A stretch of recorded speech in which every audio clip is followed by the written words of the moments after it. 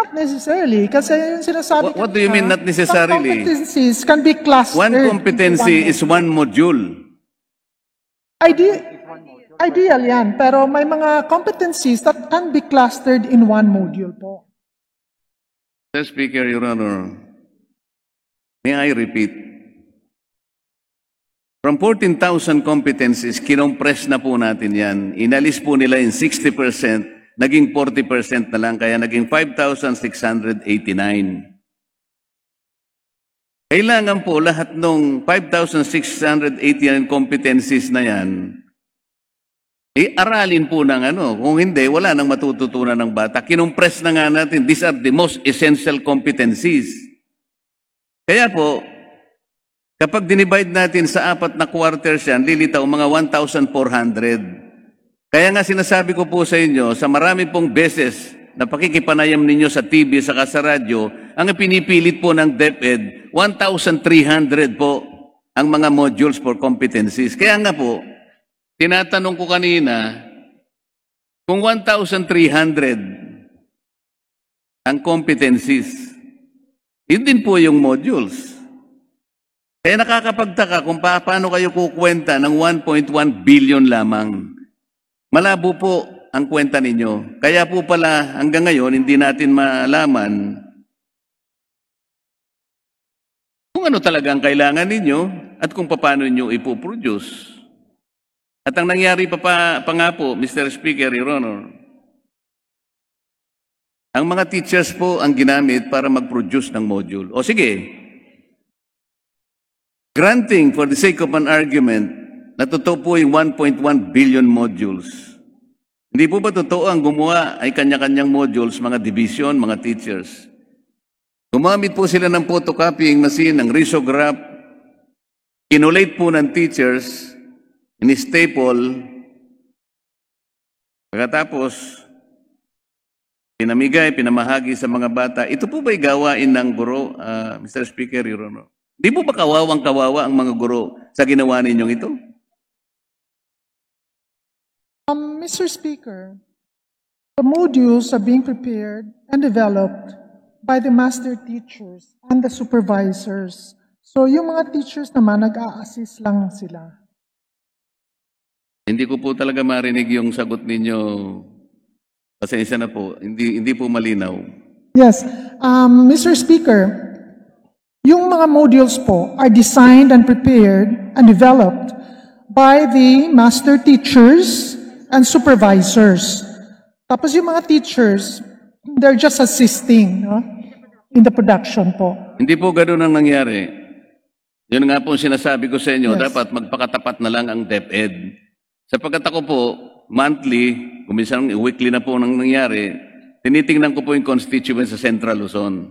Halos lahat po ng mga teachers, iisa po ang kanilang iniiyak. Hirap na hirap sila, nangalap sila ng papel, at kami po tumulong na rin, pati LGUs, nagsibili na rin ng photocopying machine. Sila na po ang gumawa. At bakit po pinipilit nila na akala mo merong plano, akala mo organize ang pagkakagawa? Pwede ko bang ipakita sa inyo mga modules? Yung mga modules po, Mr. Speaker, minsan localize siya, no? Contextualization, yung localization na sinasabi. Ito po yung yung mga mga flexibility. Mr. Speaker, Your Honor, hindi po pare-pareho. Meron pong maliit, ito pong naka-stapler, iba-iba pong ano. Ito po ba? Magtatagal ito, Mr. Speaker, Your Honor? Ilang araw o ilang buwan kaya bago masira itong naka-stapler na mga modules na ito? Kawawa. Bakit hindi po nyo ginawang libro ito? Kahit na po pagsama-samahin natin ito, libro din ito eh. Ang naging problema po ng DepEd, matagal ko na po silang gustong tulungan dito sa isyong ito. Ayaw po nilang makinig, Mr. Speaker. Tingnan po niyo yung mga modules, kung hindi kayo maaawa rito, naka-stapler lahat. Humingi po ako sa probinsya ng mga modules para makita lang ninyo. Para makita po natin kung sino ang nagsasabi ng totoo o hindi. Ito po ba yung sinabi niyong organize? Hindi po.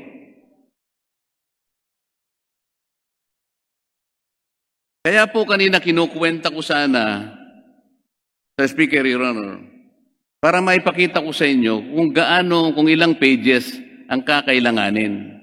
Kakailanganin po natin siguro, sa akin ng maraming mga punong kahoy para ma-produce ninyo ito.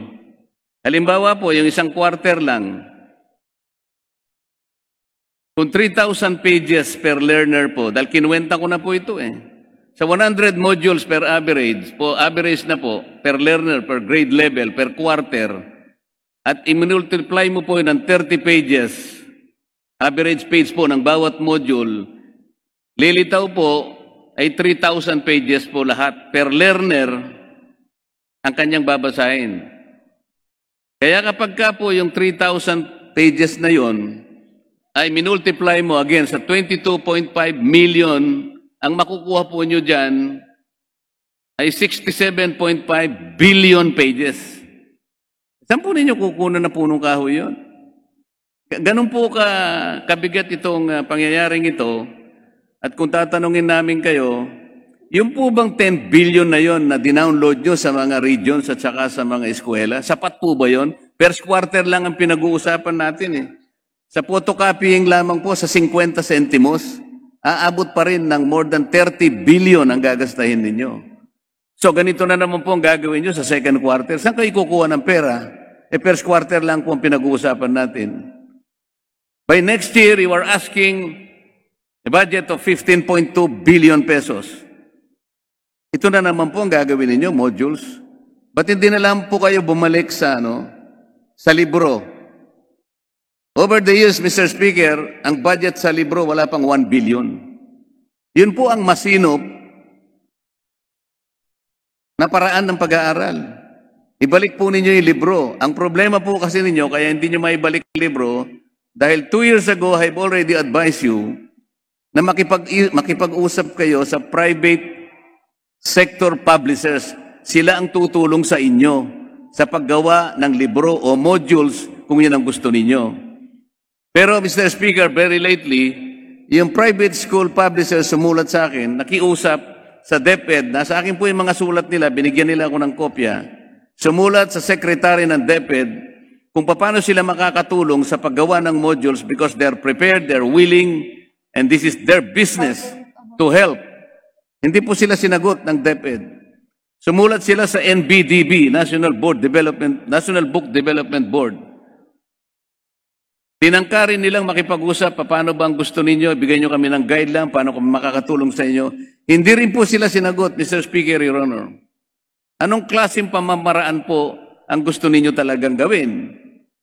Ayaw ninyong involve ang private sector publishers, pero sila po ang sinabi ng batas natin, Republic Act 8047, 25 years ago, na sila ang bigyan ninyo ng pagkakataong tumulong sa publishing industry ng ating bansa. Ano po ang ginawa ng DepEd over the last 25 years? Wala po. Ano pong may pagmamalaki ng National Book Development Board kung ang pag-uusapan is the development of the publishing industry in this country?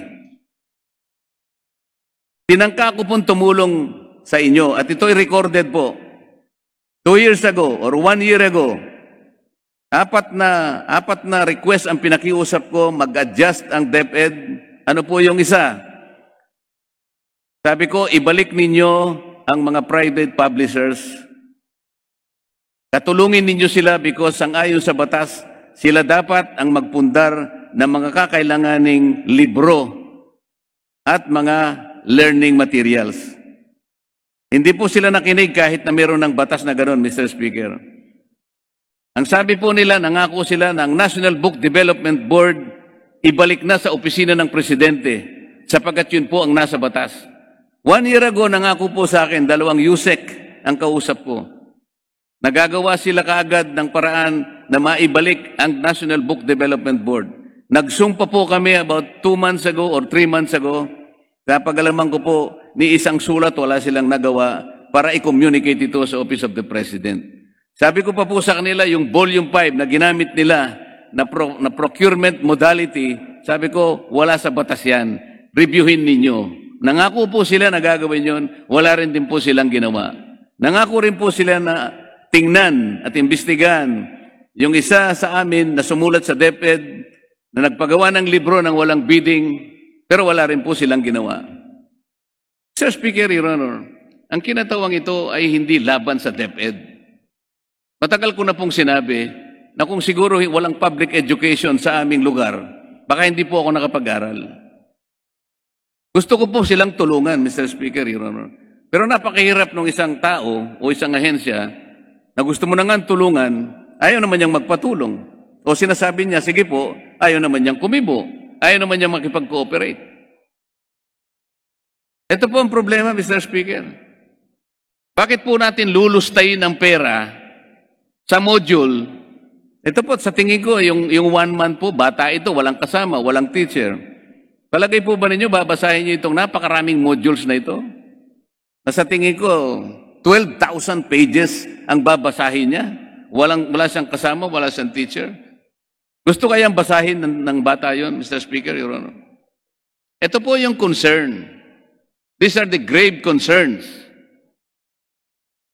Ngayon, hihingi po kayo ng 15.2 billion next year.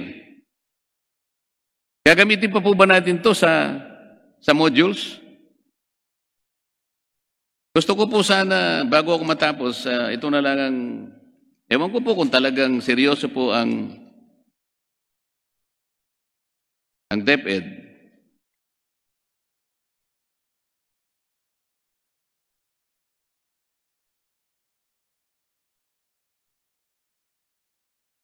Ang aking po sanang mungkahi, Sir Speaker, Your Honor, ay itong mga bagay na ito. Number 1, discard and scrap the production, procurement of modules given the huge budgetary outlay required, the unplanned, uncoordinated, and cumbersome means to produce said learning materials. The enrollees and parents' preference for books as more practical and convenient medium of learning should be given more priority. Number 2, starting the next school year, which begins in September 2021, the National Book Development Board shall have been reverted back to the office of the President following the intent of Republic Act 8047. In this connection, DepEd shall initiate the required formalities to complete this action in the soonest possible time.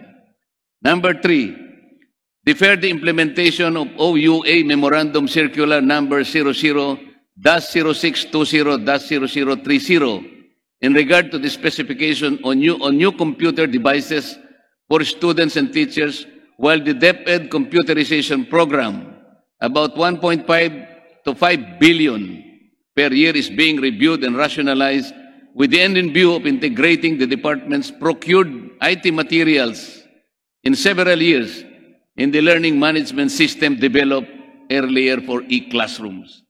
Last, explore and maintain the school ratio instruction to facilitate learning. School heads shall be encouraged to establish FM radio station within the school campus with at least a broadcast radius of 2 kilometers. Nangyari po sa Tarlac ito. Ang isa po niyong USEC pumunta sa Tarlac, nabigla siya. Kayang-kaya palang gawin ng isang classroom na magtayo ng isang FM station. Makipag-coordinate lang kayo sa NTC. Akala po ninyo, hindi po pwede. Pwede pong mangyari ito. Alam po ninyo kung magkano lang ang cost?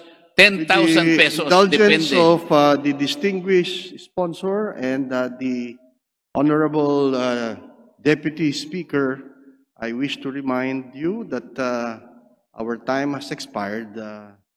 Yes, Mr. Speaker. However, the Chair would like to give the distinguished Deputy Speaker the chance to wind up. Please proceed. Thank you, Mr. Speaker. So in winding up, I'd like to ask the DepEd kung ito pong mga suggestions kung ito nagatanggapin ninyo formally, lalong-lalo na po yung, alam po nyo yung radio station, napaka-importante. Alam po nyo kung magkano ginastos lang nila? Sa Tarlac, 3 po ang nagawa nila, 10,000 pesos. Ikukumpara sa bilyon-bilyon na gagastahin ninyo sa modules na maglulustay lamang po kayo ng salapi. Salamat po ng marami, Mr. Speaker. Mr. Speaker, just to make my last closing remark regarding the comments of the good Congressman, Marcoleta. His problem will eventually be resolved because education is moving towards digitalization and other modes of blended learning, and the printed modules that as we know, are not really sustainable later on. But right now, textbooks is really designed. The textbooks are really designed for face-to-face interaction, while the SLM is the learning delivery concept that is most viable at this point because it is interactive, self-contained, self-instructional, with learning time frame suggested by the teachers. Currently, NBDSB invited the public publishers to a meeting, and they were the ones who did not attend the said meeting. However, Secretary of Education, Secretary Briones, wrote to the President and to the Executive Secretary regarding the concern of Congressman Marcoleta regarding the issue of the National Development Board.